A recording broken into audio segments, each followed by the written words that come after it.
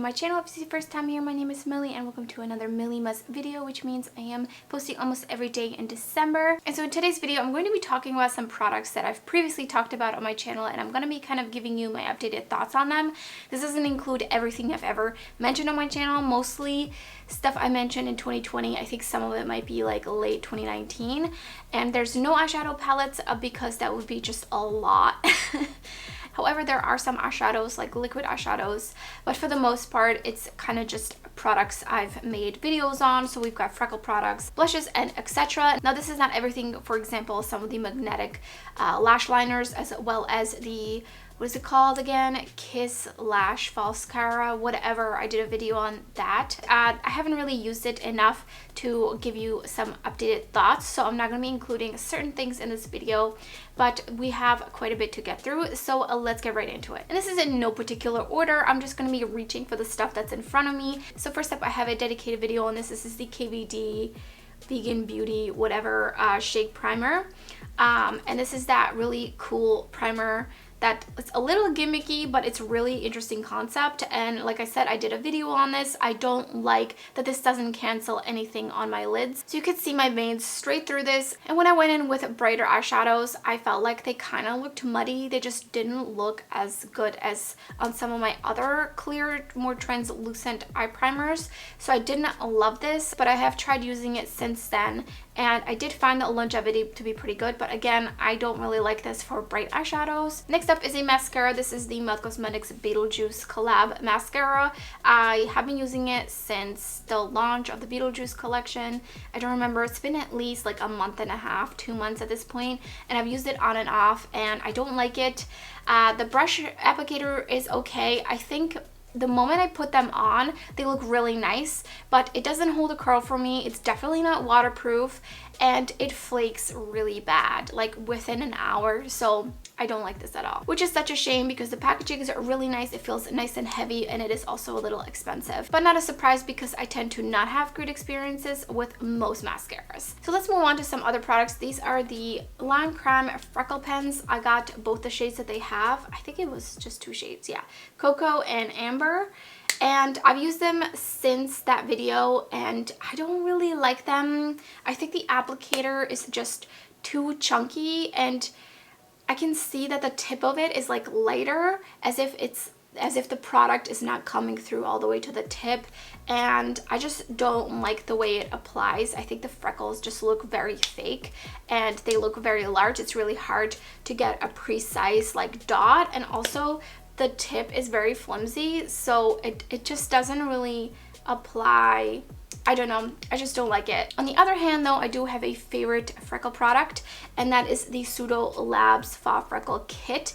And this is the kit. I did also a dedicated video on this. While it is messy, this just gives you the most realistic looking freckles ever, and it's really fun actually. I really look forward to using it, and I've been really enjoying this. This is one of my favorites of 2020, I gotta say. I just absolutely love this. I usually get it like on my hand where I'm kind of flicking, but I don't really mind it. I just wash it off, and then I like to go in with a dampened sponge to just dab it all my face to really get these to sink in, and they just look so natural, very just like random, just like real freckles. And also I don't have to worry about them being like perfect dots or perfect circles, so absolutely love this. Next up, let's talk about the Ciate London Shadow Flips. These are the multi-chromatic shifting liquid shadows. I did a multi-chrome Monday on these. I swatched them, I did comparisons, I talked about longevity, and everything still stands. I still really like these. I still think these are a great option. I still think also that they are a little overpriced,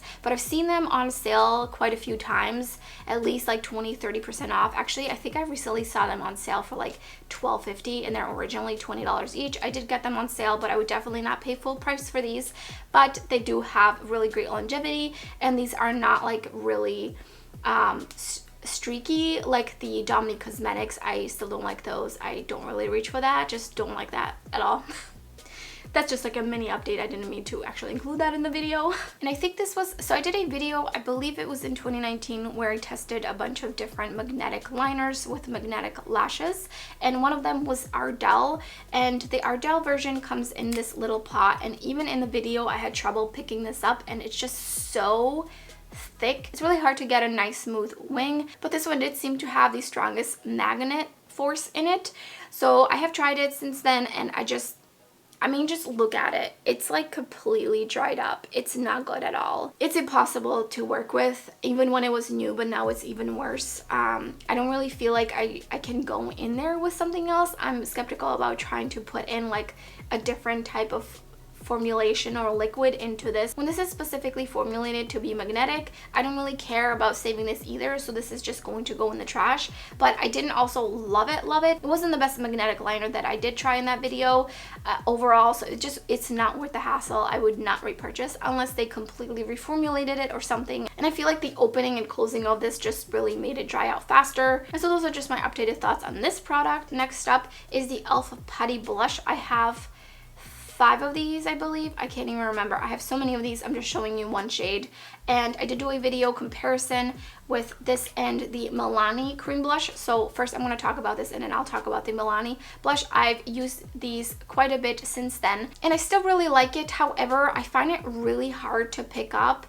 It's just very like, it feels very silicone-y, and it's just really hard pressed in there, and it's not very like emollient. And because of that, when I go in with a brush, I feel like it actually disturbs my foundation because I have to try to like get it to come off on my face from trying really hard to pick it up on the brush. I still like this, but I prefer using a sponge with this one. So that being said, I prefer the Milani blushes. They're so much creamier, they're dewier.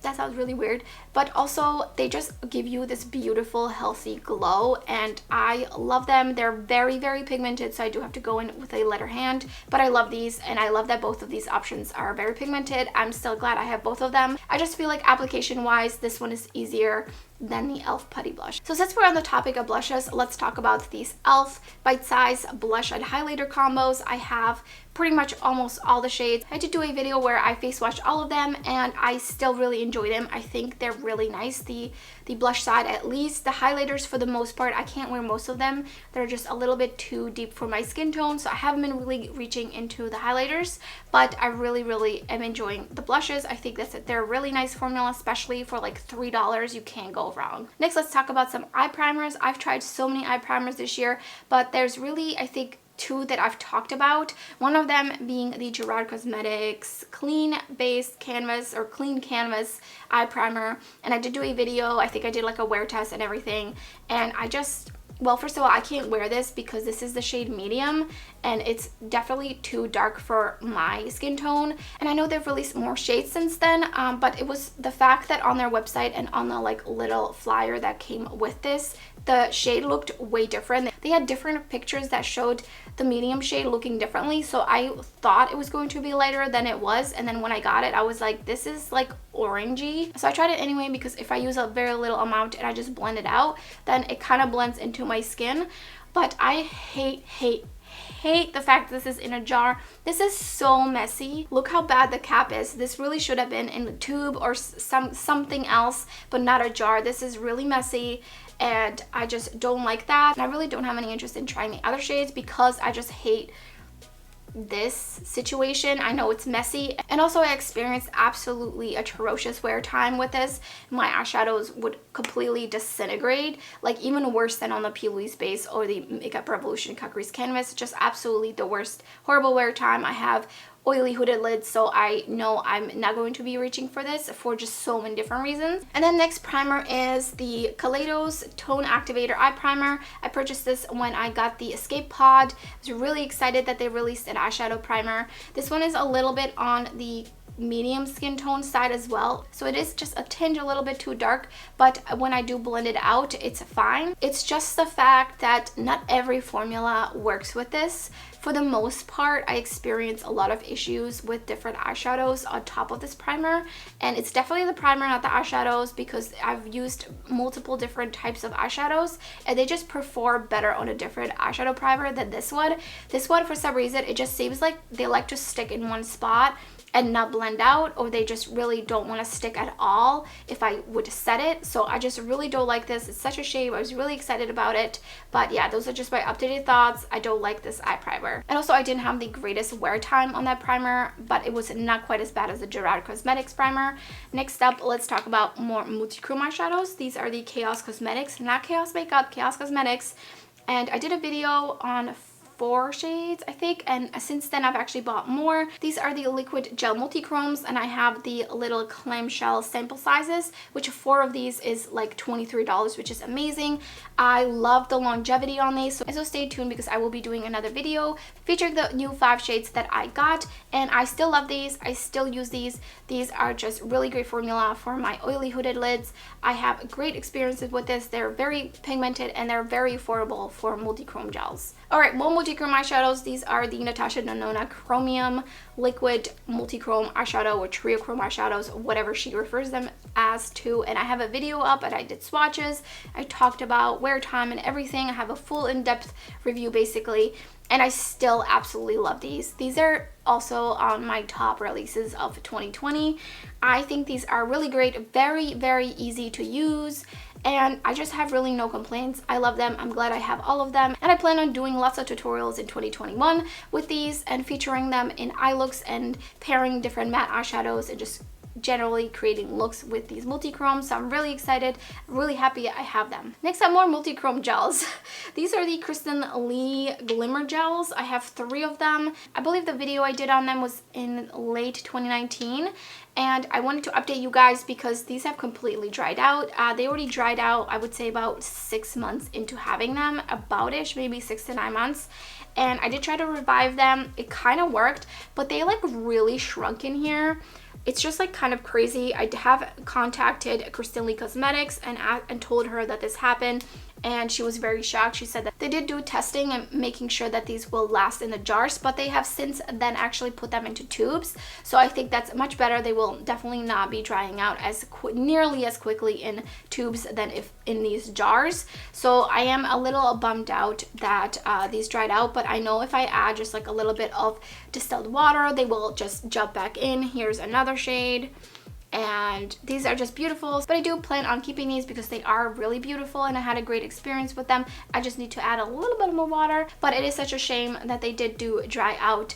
But at least they have updated the packaging since then. It's good that they've learned. I don't think I was the only one who had this issue either. So the next one is the Tati Beauty Blendeful, and I did do a dedicated video on this. I think it was also, I don't even remember when she released this. But so much has happened since then. It's kind of crazy to think about, but I really enjoyed this actually in the video. I don't like this to apply any sort of cream product or foundation. I do really like it, however, to set under the eyes, to set the face.